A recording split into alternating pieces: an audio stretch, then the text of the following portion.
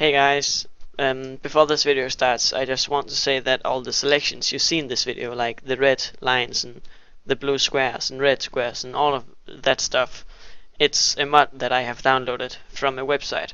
And I'll leave a link to where you download it in the description, and if you want me to make a video on how to download it and get all the mods that I have in it, then please let me know in the comments below. Anyways, I hope you enjoyed the video. See you later. Hey guys, Blackie here, and today I just wanted to make some more advanced world edit tips and tricks than the basic stuff like copy and paste and rotate and all of that stuff. So the things I want to go over in this video are selections, pumpkins, superpickaxe, and the rotate command. It's not that much, but it's not going to be a long video, but you have to deal with that. So let's go. So to start off, I want to talk about selections, and to get a list over all the selections there are in world edit, you just type //sel space and then just a random letter. Let's just put D, and then here you get a list of all the selections you can have. The ones I'm going to go over here now are the Cuboid, the Poly, Ellipsoid, and the Convex selection. So right now I'm on the Cuboid selection, and I just go to that by typing //sel Cuboid, and then I'm on the Cuboid selection. This is just the basic square selection, which is what most people use. It's the most common one, and it's the one that's defaulted, the default selected one when you download the plugin. And you can fill it out with stone. There you go. And yeah, that's not much in this. Then the next one is the poly selection. This selection is a more advanced selection. It's really good for when you build diagonal, like this half house I have here. And this is pretty much just what it is. It creates custom shapes by you first off clicking on a block and then left clicking on a block to set your starting polygon, as you can see here in the chat. And then you just go around and right click your shape. So let me just, like, I don't know what that is, this shape. And then if we type //set set, let's just do stone, it's going to fill out that selection roughly how my selection was with stone. So that's one way to use the poly selection. Another way is, like on this house for example, if I don't want to build all this over here on the other side, I can just use the poly selection to go around. I actually only have to do that. I can just do that and then go down here under this. I can't click here, but if I click here, it's automatically going to make it high enough for the whole house. And then just go around, click here, and then you can see now I have a border around my half house here. And then all I need to do is just find somewhere in the center of the roof, just put a block so it's easier to look at, type //copy, and then rotate 180 degrees, and then paste -a, like that. And then let me just disable that CUI, and then you can see now that we have a whole house, and before we just had a half house. So let me just redo that. There you go. And that's pretty much the poly selection. This next selection was the ellipsoid selection. So let's go to that by typing //sel ellipsoid. And this is, I just found out about this yesterday. A friend of mine told me about this. This is a selection where you can make circles.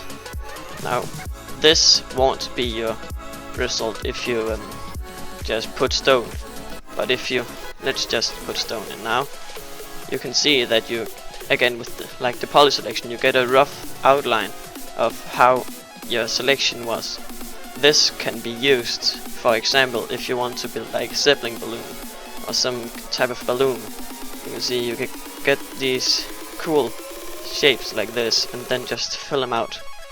This really looks like something you can put on top of a boat, for example, and make it to a balloon. That's really easy. Another thing you can do is, like, if you make a quite long one like this, quite long and high, not so thick, and set it to stone. There you go. And then if we just take this top part and let's just go back to the cuboid selection for this. Then we just take the top part out. Now this I'm doing here, if you do it in your hand instead of, it's going to look much better. But you can get these basic long boat bottoms of, like, the bottom of the boats for, like, this could be a Viking ship or something. But if you do it in your hand, you're going to get a much better shape. This is just if you need to make a lot and don't have that much time. So, oh, and I just saw now it could also be used for like a submarine. Yeah, so that's pretty cool. So let's just undo. Oh, wait, never mind. Just remove this again. There you go. Okay, now this next one, there's not that much to it. It's still kind of useful in my opinion, and that was the convex selection. This selection was the last on the list and the last I'm going to go over on the selections.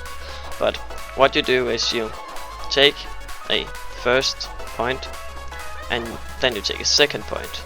But you don't need only 2 points, you can go a lot of points. Now I don't want to build pillars, I have macros on my keyboard for putting points and such, so I can just fly around and let's just make, I don't know, some kind of, I don't know what this is, a shape, I guess. And maybe like go down here. Yeah, so this is our selection. It looks really weird and it's hard to find like what's up and what's down this. So let's just go and type /set, no, not set, curve, /curve. Then if you just press enter, too few parameters. And that's because we need to put in a block and how thick we want it. So let's just say we want a emerald block, I think that's the ID. And we just want it 1 block thick, so we put 0.5. Yeah, there we go. And then if you just disable this UI, you can see that we got this shape in our selection. And I don't know why you would use this, but it's pretty useful. No, it's not useful. Yeah, let's go. Let me just undo that real quick and remove these blocks again. So, this next part, we'll need a diamond pickaxe. This is the super pickaxe. So what we do is we go in the chat, we type /superpickaxe, and then you can see we get these subcommands. We have a area, recur, and a single. We are going to go over the recur here. So we type recur, and then we need to type a radius. So let's just type radius of 3. And so what this pickaxe is, it's basically removing more than 1 block when you destroy it. It's hard to explain, you just have to see it, then it's easy. We have this, we have grass in here, grass outside, and some spruce wood planks.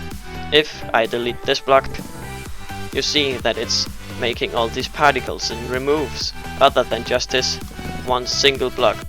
And that's pretty much what this pickaxe does. If there's, let's just put some blocks out here, like this. All the blocks that's connected by side of the type of block you're destroying will get destroyed, like this. And so we could also just remove that grass and like dirt. Yeah, that's pretty much what this is.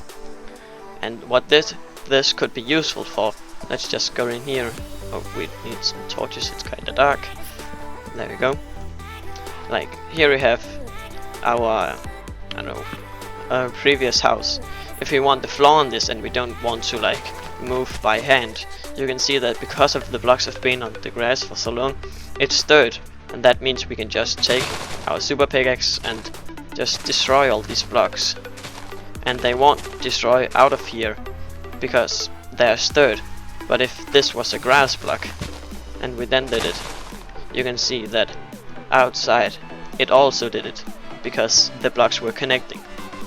But let's just fill that in real quick again. And then now our floor is empty, we can just fill it out with, let's just take some, let's just take some stone bricks and fill it out. And that's pretty much what I use the super pickaxe for.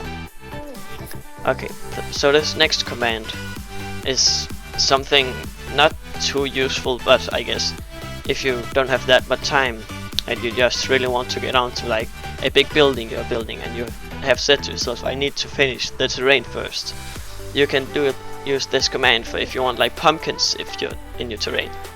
And this command is pretty much just pumpkins. And here we go, if you just press enter, it's going to summon like, I think this is in a 10 radius inside of, not inside, but by you. It's just going to make these pumpkin patches with pumpkins, leaves and oak wood, and it was oak leaves of course. And then what we can use this for is after this we can just put a number, a radius, no, it's an area around us where we want these pumpkins, not 300, 30. So if we just stand here and we press 30, we get pumpkins on this island. And let's just go over here and do the same thing. There we go. Now we have some pumpkins on our islands by 2 commands. That's not so useful, but still kinda cool. And when I saw the command, I was like, I need to put this in my video because that's just really cool. And of course, if your leaves don't connect to like wood, it's going to decay like this one did down here. But if you just, there's a game rule to change that, I can't remember what it is, but yeah, just Google that and you'll probably find out. Okay, so this next part and the last part is the / rotate command. Obviously we have the rotate command where we can just quickly take a quick selection of this house over here. I need to go into the cuboid selection for that. So the first point and our second point, and we just copy the house here. And then if we just use the basic command that most people use is rotate 90, and we paste, it just rotates the house 90 degrees. But this command is much more in depth of like how you want it to be rotated. So if we just copy this tree that I have over here, we can with this command rotate it not horizontal, horizontal. So that means if we just copy it like this, now we have it copied, and we do / rotate 0, 90 and 0 again. And then let's see if we just stand here and we paste and -A. It's really important to put the -A if you're over terrain and such. So let's just put -A and press enter, and you can see that we get this tree like it's laid down, like almost fallen over. So if you put like some wood blocks here, whoopsie, if you just make some wood things here, you can kind of make it look like that the tree has fallen over and is laying over this canyon. So that's pretty cool. And we can do something else. I deselected this by accident, so let's just go ahead and mark it again and copy it. Here we go. Copy, not copy, just put second selection, and here we go. And we copy from here, and then we, instead of saying 90, we just rotate 45. There we go. Now you get a message in your chat telling that interpolation is not yet supported, so that just means like 45 degrees. So angles that are multiples of 90 is recommended. So that just like means 180 and 90 degrees, but we can still paste, no problem. So if we just paste, where do we want to paste? Let's just paste it like here on the edge. That would be pretty cool, I think. Boom, press paste. Oh, and again, remember, you have to paste -A for not to destroy the whole terrain around it. And as you can see, we get this tree looking like it's almost falling over the cannon like this one. There's just one problem with rotating 45 degrees. You get these spots that's going all the way through your tree, but that can be fixed easily just by taking some leaves and filling out those gaps by hand. Like, I would rather just go around fixing these holes than having to make a whole tree like this. If you make this whole tree in hand, of course, again, it's going to look a lot better, but if you want to save time, this is definitely the way to do it. Now, the trunk down here, the bottom of the tree, is kind of thin, like because of the tree that I had over there. So I'm just going to put in some extra wood blocks. We can just take them here, and let's just replace. Whoops, I have to replace. What, 17 by 17, 12. There you go. Now they are 6-sided as well. So that's a tree that looks like it's almost falling over. Like, that's really cool in my opinion. So yeah, that was pretty much it for this video. If you think that I should do more of these kind of videos, like, I can definitely research some more and tell more about how I build and how it's all working and stuff like that. So if you enjoyed, like the video, I guess, and yeah, I'll see you next time. Goodbye.